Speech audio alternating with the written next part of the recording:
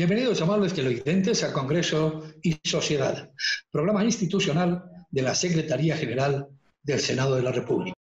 Hoy con un invitado para mí muy especial, el joven emprendedor, realizador audiovisual, investigador social y periodista Sebastián Cardona Sierra. Bienvenido a esta su casa, Sebastián Cardona. Muchas gracias por invitarme y muy congraciado de estar aquí en la que fue por tanto tiempo mi casa detrás de cámaras, desde la producción. La vida nos ha cambiado de un día para otro con esta pandemia universal a raíz de la aparición del coronavirus 19. Para la gente de tu generación, ¿cómo lo ha impactado el hecho insólito del aislamiento y la cuarentena? Bueno, este es un hecho inédito que ha impactado bastante tanto a mi generación como a una generación un poco más joven, ¿no? Pero creo que el impacto ha sido en primera instancia negativo, pero se ha ido transformando en un impacto positivo. Nos hemos encontrado con que ya nos podemos centrar en las prioridades, con que podemos realizar cosas que antes creíamos muy difíciles de hacer a distancia. Nos ha permitido acercarnos a pesar de la distancia social que tenemos. Y yo creo que ha sido una oportunidad para centrarnos en todos esos proyectos que han quedado aplazados por el frenesí de la vida diaria. Creo que muchas personas incluso han encontrado sus vocaciones, se han permitido por primera vez encontrarse con la lectura, con la escritura. Eh, Creo que ha potenciado un poco de actividades que se percibían como tangenciales y ahora se convirtieron en prioritarias, ¿no? Sí ha impactado en la interacción social, en cuanto a la cercanía. Nosotros somos muy latinos y al ser latinos somos muy activos. Queremos siempre estar haciendo reuniones, queremos celebrar permanentemente. Pero creo que esto es una oportunidad que construye de aquí a futuro y esta experiencia nos va a permitir centrarnos en lo prioritario. Entonces, yo le veo más cosas positivas que negativas, aunque por supuesto hablo desde el punto de vista del confinamiento y no de la enfermedad. ¿Ha permitido un desarrollo de nuevos emprendimientos? ¿Cuáles son esos emprendimientos? Sí, bastantes. El emprendimiento se ha disparado. Por ejemplo, muchas personas eran renuentes a los e-commerce, a los comercios electrónicos, porque aún hay cierta percepción de desconfianza en las interacciones monetarias, en las interacciones de dinero digitales. Pero ya con esta experiencia casi que nos vimos empujados a que fuera de un 20 a un 80, 90% de la población eh, teniendo que utilizar estos servicios. Entonces ya lo que antes un papá, un abuelo veía difícil comprar por un Amazon, un Mercado Libre en el caso colombiano, ya se ha visto en la necesidad de tener que adquirir sus bienes por esta vía. Pero no solamente son los e-commerce, hay muchos restaurantes que pasaron de tener sus locales abiertos y ofrecer experiencias de servicio al cliente con buena música, con buena atención, con buena iluminación, todas estas experiencias que enriquecían subjetivamente el valor del restaurante, ahora se han visto volcadas a implementar conceptos como el Dark Kitchen. El Dark Kitchen, por ejemplo, son espacios en los que tú alquilas una cocina, pero es una cocina industrial y ofreces todos tus servicios a nivel virtual, a nivel digital. Entonces, ¿qué pasa con ello? Eso beneficia al cliente porque si bien está sacrificando un poco de la experiencia del restaurante, está permitiéndose adquirir comida de primer nivel a mucho menor precio, porque pues el restaurante no tiene que pagar local, no tiene que pagar un montón de cosas que incrementan los valores y se ven reflejados en la factura del cliente. Entonces, este tipo de negocios han crecido. Eh, Han crecido también servicios de acompañamiento psicológico, por ejemplo, online. En síntesis, la gente le perdió el miedo al comercio digital y ya creo que después de esto va a ser un sector que va a seguir impulsándose vertiginosamente. Y hay otro sector que me parece que es importante destacar y es la educación virtual. Muchas universidades no estaban preparadas para eh, implementar un modelo de educación virtual, pero hay otras que sí, y sobre todo cursos, ¿no? Por ejemplo, estas plataformas como Doméstica, Creana, Platzi, han cogido una fuerza impresionante porque ellos ya estaban anticipándose 5, 10, 15 meses, algunos años, a este modelo de educación virtual. Eh, Ejemplos te podría citar muchísimo, los modelos premium, cómo están creciendo los modelos de negocio de streaming. Lo que hay es ejemplos, pero la gente nos ha demostrado capacidad de reinvención y eso es muy importante. Termina la cuarentena y el aislamiento obligatorio, pero nos enfrentamos a una nueva realidad. Las distracciones, los espectáculos, ya no habrá escenarios deportivos llenos, los teatros, la actividad cultural. ¿Cómo avisoras ese futuro inmediato? Bueno, evidentemente tanto el sector cultural como el sector hotelero y turístico son los más golpeados y son los últimos que van a retornar a actividades por culpa de la pandemia. Hay una reinvención muy interesante. Por ejemplo, vemos estos casos de raves, de fiestas de electrónica en Alemania, que citan a las personas a través del carro. Y asimismo con las demás artes, ¿no? El teatro, por ejemplo, el Circo del Sol, que es pionero en la reinvención, ¿no? Ellos son un claro ejemplo del Océano Azul, ellos reinventaron lo que es los circos y ahora están apostándole a la interacción digital, subiendo sus espectáculos, algunos gratuitos. Me imagino que ya el paso a seguir es algunos de pago por virtualmente. También como procurando que las personas que le tienen un respeto y un cariño a este espectáculo pues sigan apoyándolos. Y esa es la base de todos los demás espectáculos, los autocinemas, ya vemos a Cine Colombia implementando el primer autocinema que regresa a Colombia después de mucho tiempo. Leía que en los 70 hubo aquí ese tipo de escenarios.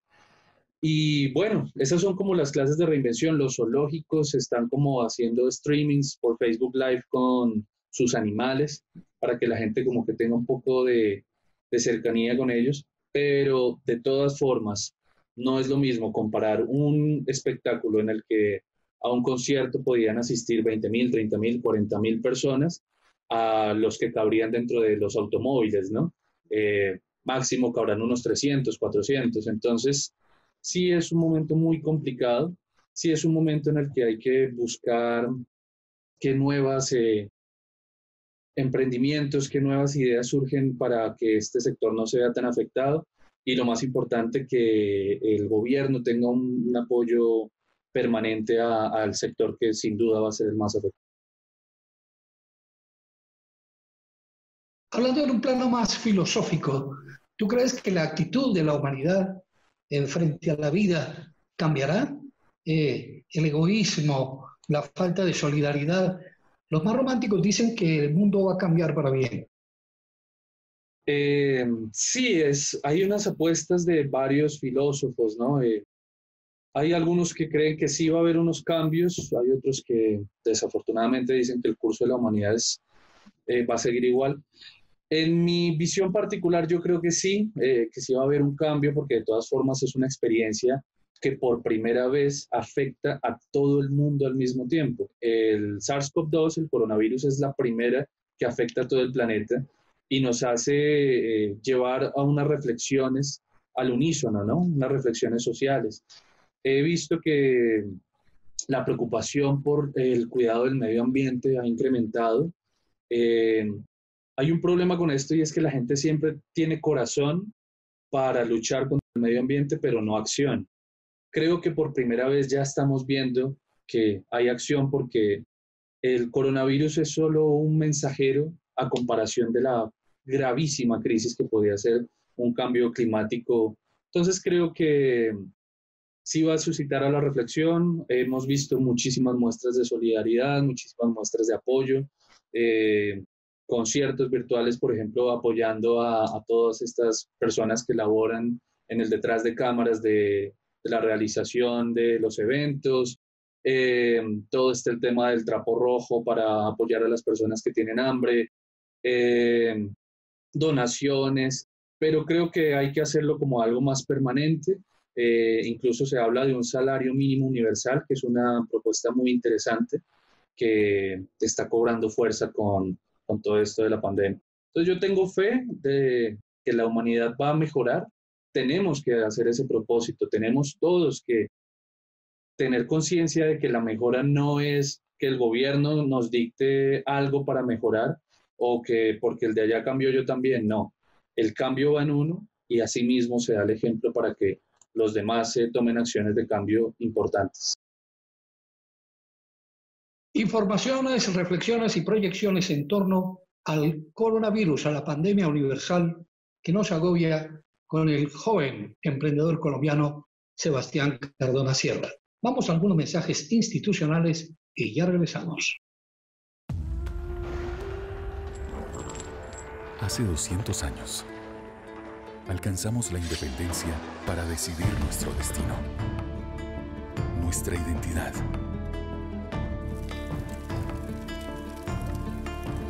Y nuestra moneda. Un legado que trasciende en el tiempo. Con orgullo presentamos la moneda del Bicentenario de la Independencia de Colombia. 200 años de una nación en el mundo. Banco de la República.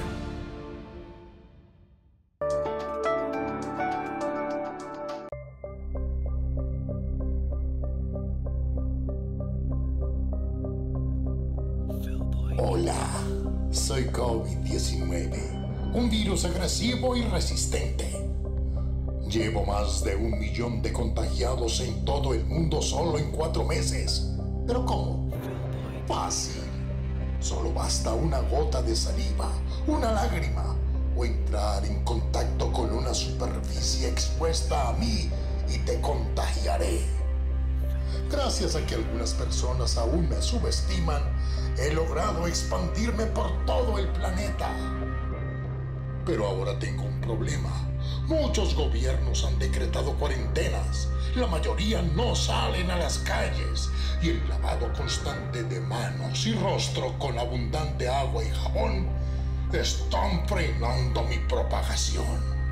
Mi única esperanza para sobrevivir son todas las personas que salen sin protección y sin tener necesidad de hacerlo. No sé qué haría sin ellos. El coronavirus SARS-CoV-2, COVID-19, es el virus más engañoso y contagioso que ha atacado a la humanidad. Solo tú puedes detenerlo. Leyes del mundo te lo imploran. Quédate en casa.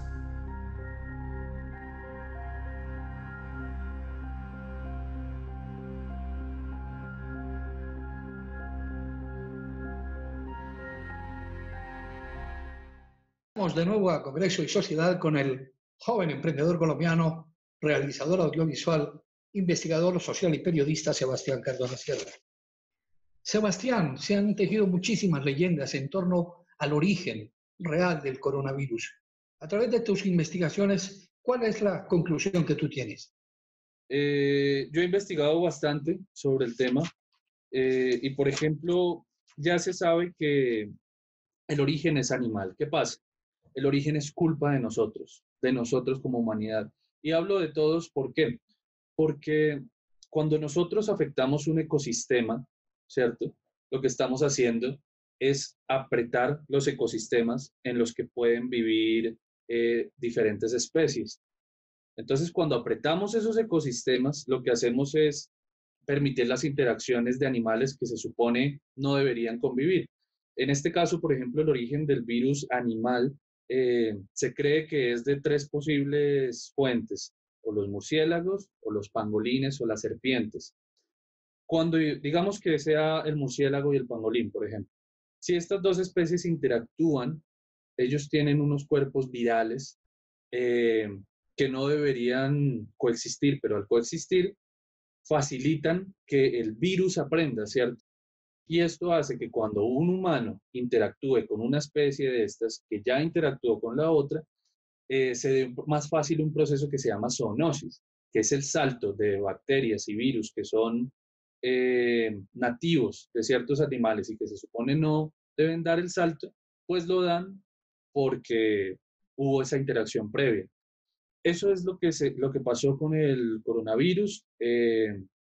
Hay una investigación muy profunda, muy seria. Incluso en Internet pueden encontrar las declaraciones de Trevor Beckford, que es un virólogo muy importante y que habla cómo el coronavirus es prácticamente gemelo de otro virus que se llama el RAT13. Al ser prácticamente gemelo, pues eso nos habla de un indicio de un origen netamente animal. Y algo importante es que los virus también, se estaba hablando de una teoría de que en el 2015 se estaba investigando un coronavirus en un laboratorio de Estados Unidos. Aunque eso es cierto, se estaban haciendo investigaciones y estas investigaciones precisamente se hacen para evitar escenarios como este. Era otro tipo de coronavirus que tiene una cercanía del 70% al SARS-CoV-2, que es el que nos afecta. Incluso he visto en publicaciones, en videos en TikTok, en YouTube, gente preocupada porque hay algunos productos de casa que dicen que combatían el coronavirus y datan del 2018, 2017 o 2019. Pues es porque el coronavirus es toda una familia de virus y el que nos está afectando es el SARS-CoV-2. Entonces, esos orígenes hay que tomarse con responsabilidad la investigación, ¿no? Muchas veces caemos en las fake news, en las noticias falsas, porque seducen más que la realidad y porque trabajan con los sesgos cognitivos, ¿no? Entonces las personas al sentirse superiores, al sentirse que saben más que los demás por una falsa noticia, eso libera dopamina en ellos, pero hay que tener un poco más de conciencia y muchas veces la respuesta más obvia es la respuesta que es la verídica. Entonces creo que tenemos que trabajar en eso y también tener conciencia de que nosotros somos los que estamos haciendo ese tipo de afectación. Te quiero indicar una última cosa para cerrar esta pregunta y es que cada año nacen más de 1000 virus, ¿sí? Más de 1000 bacterias nuevas, las descubrimos como cuando descubrimos una especie animal o una planta, porque no conocemos todo el planeta, estamos en ese ejercicio. Y esto es una amenaza permanente y es una invitación a que tenemos que ser más responsables tanto en el cuidado y en la investigación de diferentes virus y pandemias, como por ejemplo evitar esos movimientos que invitan a la gente a que no vacunen a sus niños por lo mismo, por falsas noticias de conspiraciones paranoicas que dicen que eso es malo y que nos quieren controlar los gobiernos y eso. Creo que ahí estamos cayendo en juegos absurdos que debemos madurar y aprender a superar como humanos. El coronavirus llegó para quedarse. ¿En cuánto tiempo crees tú que será descubierta y adoptada una vacuna para combatirlo? Bueno, muy importante esa aclaración. Mira, el coronavirus ya se están hablando de vacunas que están en un proceso de desarrollo. Se habla una alemana, otra en Rusia, otra en Estados Unidos. Pero eso es un proceso largo porque primero hay que hacer las pruebas de laboratorio, hay que ver si es viable hacer la vacuna en humanos, que no haya riesgos secundarios. Y por último, lo más difícil puede ser, una vez tener la vacuna, distribuirla en todo el mundo, ¿no? Hay que recordar que somos 8.000 millones de personas y un proceso logístico de esa magnitud sería impresionante. Entonces, yo creo que es un proceso que va para largo, como nos estamos enfrentando por primera vez a eso, pues no me atrevería a dar un número. Digamos que se habla entre 12 y 18 meses para la sola vacuna, pero la sola distribución y cómo se va a distribuir, me refiero en cuanto a mecanismos, si se va a cobrar, si se va a dar por los sistemas sanitarios públicos, y si se cobra, qué precio le van a poner. Bueno, muchísimos ítems que nos hacen como solo tener incertidumbre en cuanto al tiempo de curación. ¿Cómo logra la gente restablecerse en las actuales circunstancias después de haber sido atacada por el virus mortal que nos presentan el coronavirus? Este es un virus que es mortal porque es demasiado contagioso. Eso es lo que lo hace potencialmente mortal. Entonces, ¿qué pasa? Se habla que es potencialmente mortal en el 5% de las personas, ¿cierto? Entonces, si afectara a las 8.000 millones de personas que habitan el mundo, pues es potencialmente mortal en unos 600 millones de personas. Eso es una cantidad de gente impresionante. Son 2 veces Estados Unidos, por ejemplo. Por eso es que se toman todas estas medidas de cuarentena, se toman todas estas medidas de aislamiento preventivo. ¿Cómo se logran recuperar las otras personas? Pues muy fácil. La gran mayoría, el 70% de las personas son asintomáticas. A las generaciones presentes no nos ha tocado vivir, pero ¿ha padecido la humanidad otras plagas o pandemias que han sido incluso más devastadoras? Sí, efectivamente. La última, la más reciente, por llamarlo de alguna forma, fue la de la gripe española. Acabó con la vida de 25 millones de personas, se estima. La peste negra, que es la más recordada, por supuesto, que habló con la mitad de Europa en ese momento. Algunos hablan de 50 millones de personas, otras de 100 millones de personas. La gripe antonina. Ha habido muchísimas experiencias, el cólera. Casi que la conquista española de Latinoamérica se dio gracias no al poderío militar de las fuerzas españolas, sino a una pandemia, ¿no? Fue la de la viruela, que arrasó con la población indígena del continente americano. Entonces, yo creo que esa es la más mortal de todas. Lo que pasa es que es casi imposible cuantificar cuántas personas fallecieron por esa invasión, pero la historia de las pandemias ha sido presente a través de toda la humanidad. Y yo siempre he pensado algo, la humanidad progresa de pandemia en pandemia. Cada vez que sufrimos una pandemia, cada vez que sufrimos un colapso de estos tan inesperado, sufrimos bastante, pero al mismo tiempo tenemos la capacidad de hacer de reinventarnos como sociedad. No quería utilizar la expresión porque ya se volvió un poco kitsch, pero es lo que tenemos que hacer, ¿no? Procurar cómo mejorar a raíz de esto, cómo mejorar no solamente nuestro sistema sanitario, sino nuestra educación, cómo mejorar nuestras interacciones sociales, cómo mejorar la desigualdad, que es el gran problema y la gran pandemia que nos ataca, cómo evitar corrupción y todo este tipo de cosas que estas situaciones que nos encierran a reflexionar son las que nos llevan a progresar. Un interesante diálogo aquí en Congreso y Sociedad con Sebastián Cardona Sierra, joven emprendedor y realizador colombiano a raíz de la pandemia universal y sus consecuencias. Vamos a algunos mensajes institucionales y ya regresamos. Cuidarnos frente a la crisis es fundamental para superarla.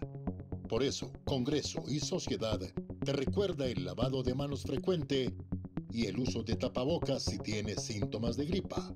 Ayudemos todos a cuidar a nuestros ancianos y jóvenes. Cuidemos Colombia. Quédate en casa.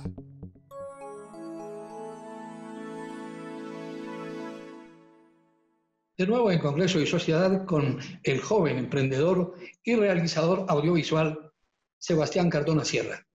Sebastián, los gobiernos del mundo han afrontado de distinta manera esta crisis del coronavirus que ha derivado en gravísimos problemas de empleo, de supervivencia.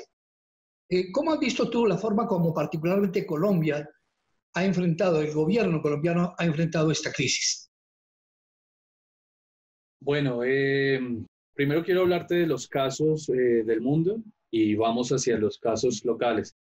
El mundo ha tenido diferentes luchas contra el coronavirus. Ha habido un poco de exploración porque desafortunadamente no se tomaron los suficientes apuntes de las experiencias pasadas, ¿no? De la gripe española y de todas las que tenemos más documentadas.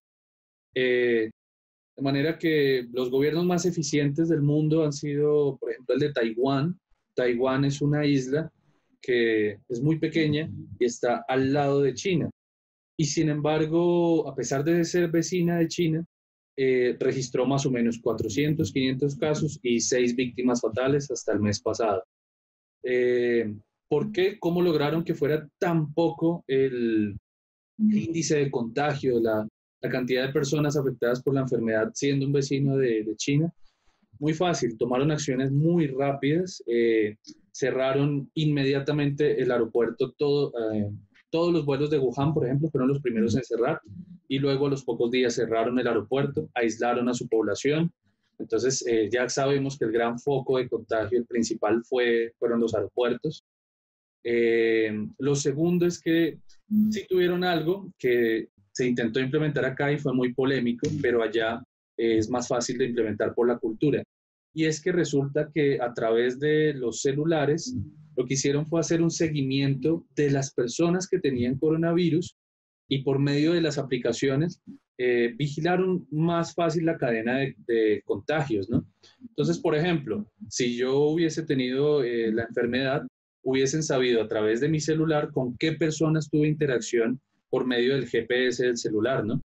Eso les permitió diseñar una estrategia más rápida de aislamiento, no solamente de las personas que llegaban de los aeropuertos, sino además de las personas que ya tenían el coronavirus, porque permitían facilitar encontrar a las personas con las que habían tenido contacto, el tendero, el del bus, el del taxi, etc.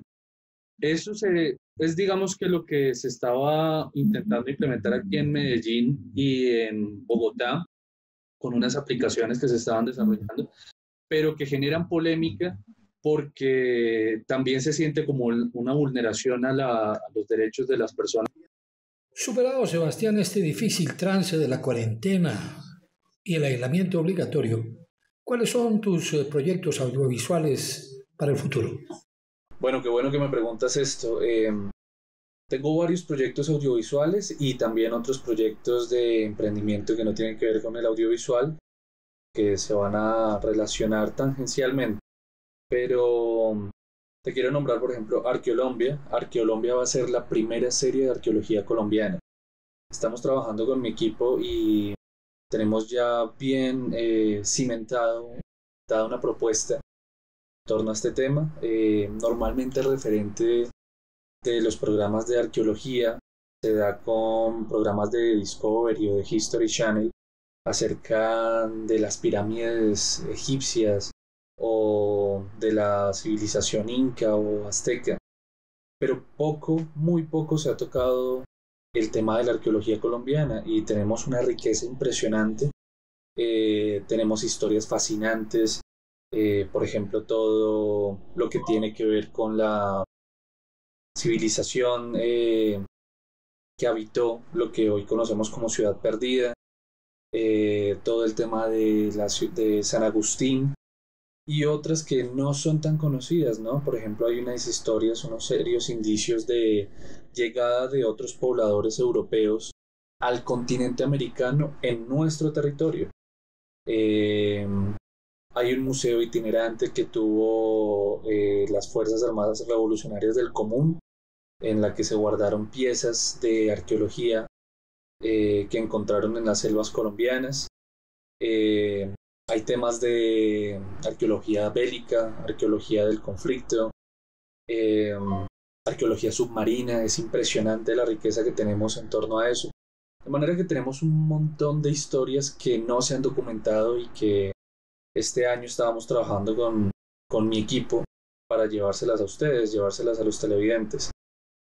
Y bueno, también estoy trabajando con unos temas sobre mi abuelo es este que ven aquí. Hacer un documental sobre la vida de él. Él fue el fundador de uno de los primeros periódicos de América Latina de humor. Entonces quiero abrir esa ventana a ese legado que nos dejó a todos nosotros.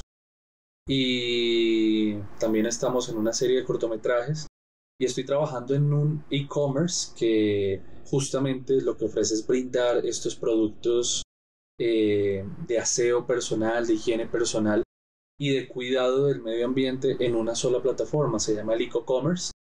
Estamos en las etapas de consolidación del proyecto, pero muy próximamente se va a lanzar. Esperamos que a mediados de julio ya estemos listos con el proyecto. Es una plataforma de comercio electrónico en la que se van a integrar todos estos productos sin tener que buscarlos en diferentes lugares, que eso es lo que hace como tan dispendioso el acceso a este tipo de productos, y en los que vamos a hablar sobre los beneficios que tienen y aprobarlos, si son efectivos, si no son efectivos. Hay muchas personas que creen que este tipo de productos no hacen el mismo efecto que los productos comerciales, entonces vamos a poner a prueba eso. Y bueno, viene mucho trabajo para esta época. También hay un retorno con el Congreso, vamos a hacer un programa que ya les estaremos comentando. Básicamente es eso, y los invito a estar pendientes de nuestras redes sociales, de Leyes del Mundo, de mis redes personales como Sebastián Cardona Sierra, y del EcoCommerce, que será ecocommerce con doble M, .com. Entonces los esperamos allí. Decíamos al comienzo de esta entrevista que la vida nos cambió de un día para otro a raíz de la pandemia universal del coronavirus. Particularmente en tu caso, que tú realizabas para el canal del Congreso el programa Leyes del Mundo, que ha tenido mucho reconocimiento en los medios de comunicación. ¿Volverás a realizar el programa? Sí, Leyes del Mundo es un proyecto continuo. Claro que volveremos a realizarlo. Estamos evaluando las posibilidades, obviamente abrir los canales digitales, también si lo volvemos a hacer por el canal Congreso. Y claro, Leyes del Mundo es un programa que creo que ahora más que nunca está más vigente, porque, como decía antes, para mí la humanidad progresa de pandemia en pandemia, y esos cambios son los que vamos a ver reflejados ahora, después de toda esta emergencia suscitada por el coronavirus. Desde ya se están viendo cambios en diferentes sociedades, se están viendo diferentes cambios en las dinámicas políticas, se está hablando de biopolítica, se está hablando de implementar el teletrabajo ya en un 70% de la población. Hay compañías muy grandes como Twitter, por ejemplo, que ya están probando funciones mixtas en las que el trabajador decide cuándo va a laborar a la oficina o cuándo labora desde su casa.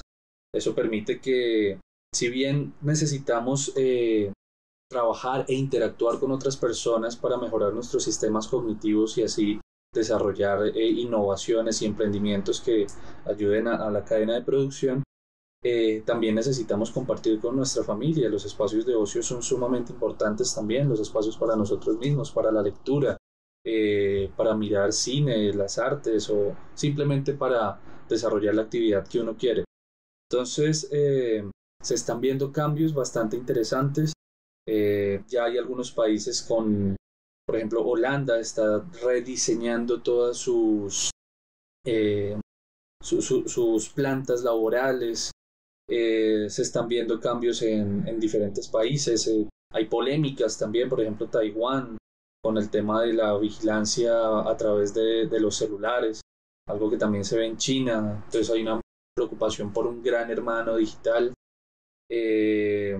Se están viendo cambios en políticas medioambientales, porque creo que esto es una de las cosas que más está empezando a preocupar a las personas, cómo pueden ellos aportar positivamente a que no se deteriore el medio ambiente. Ya desde los hábitos de consumo se están recuperando conceptos como el consumo consciente y se están generalizando.